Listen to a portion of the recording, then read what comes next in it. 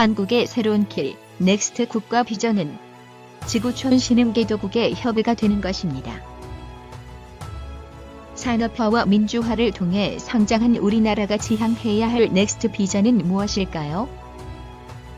청년 세대는 헬조선을 외칩니다. 미래가 안 보인다, 희망이 없다는 절규입니다. 배가 고파도 견딜 수 있지만 꿈이 없으면 버티기 어려운 게 사람입니다. 정치는 국민에게 꿈을 주는 직업이라 했습니다. 함께할 꿈이 없는 사회는 갈등만 증폭됩니다. 글로벌 무역으로 성장한 개방경제인 한국은 국내 차원을 넘어 국제사회 지향적 비전을 찾을 때 국내 문제도 해결할 수 있는 물꼬가 트입니다. 여러분은 베트남을 어떤 나라로 알고 있습니까? 베트남은 우리나라의 수출 성장 1위국이고 중국에 이어 무역 흑자 2위국입니다. 현재 수출 3위국이지만 2020년에는 미국을 제치고 2위 수출국이 될 전망입니다. 베트남은 인적교류 1위, 개발협력 1위 국가이기도 합니다. 그러면 베트남 사람들에게는 한국이 어떤 나라일까요? 첫째, 한국은 적정 기술 연구 개발의 허브입니다. 베트남이 한국으로부터 수입하는 80%가 자본재와 중간재입니다. 이는 베트남이 필요로 하는 기술을 한국이 제공하고 있다는 뜻입니다. 한국은 개도국이 필요로 하는 선도 기술과 적정 기술을 모두 가지고 있습니다. 최근 10여년간 제조업은 밖으로 많이 나갔지만 연구소는 확대되고 있습니다. 국내 기업 부설 연구소는 2010년 2만 개에서 2018년 4만 개를 돌파했습니다. 수도권 일대는 거대한 연구개발센터 집적지로 변모하고 있습니다. 둘째, 한국은 인재 육성의 허브입니다. 베트남의 유학생 선호도 1위 국가는 한국입니다. 청해 융합시대는 인재 문화적 다양성이 곧 국가 경쟁력이 됩니다. 14억 중국이 3억 미국을 이길 수 없는 이유는 인재의 다양성에 있습니다. 조선 산업을 육성하고 있는 인도는 조선 강국인 한국이 인도 유학생을 육성해 줄 것을 희망하고 있습니다. 입학생 감소로 어려움을 겪고 있는 한국 대학들의 새로운 돌파구입니다. 한국 유학을 마친 학생들은 인도 내 한국 기업의 자산이 될 수 있습니다. 한국 대학은 신흥개도국의 하버드로 거듭날 수 있습니다. 셋째, 한국은 교육 문화 한류의 허브입니다. 베트남은 한국의 국정교과서를 그대로 가져가 베트남어로 번역해 사용하고 있습니다. 최근에는 한국식 수능시험까지 도입했습니다. 우리에게는 개혁의 대상이지만 개발 단계에 있는 베트남에는 한국식 교육 시스템이 가장 효율적인 것입니다. 넷째, 한국은 한국형 스마트 도시의 허브입니다.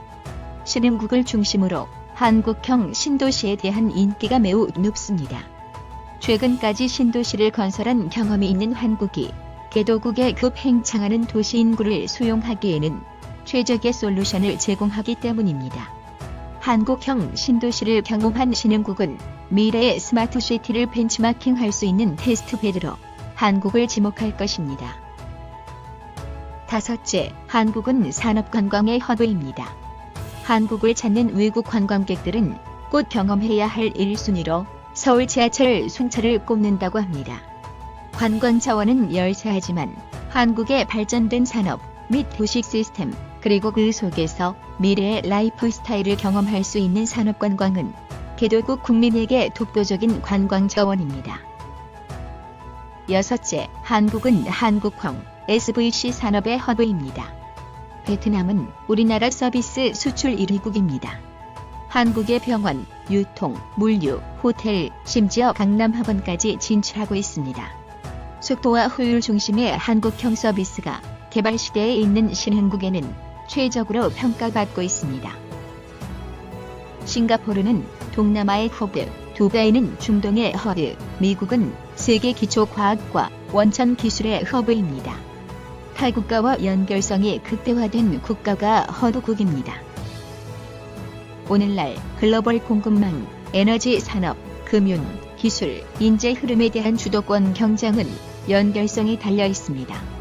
즉 연결성 증대가 국가 경쟁력이 되고 국가 미래 전략의 핵심 축으로 대두되고 있습니다.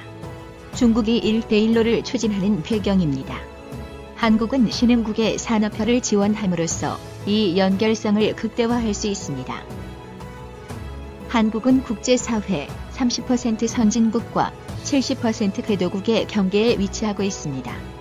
한국의 독특한 위치는 선후진국 간의 교량 역할을 할 수 있는 기회를 제공합니다.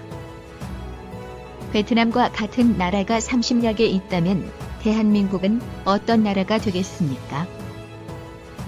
허브국이 되면 일자리, 중소기업, 주력산업 구조개혁, 양극화 등 각종 사회 문제로 고통받고 있는 우리 사회가 어떻게 변모하겠습니까?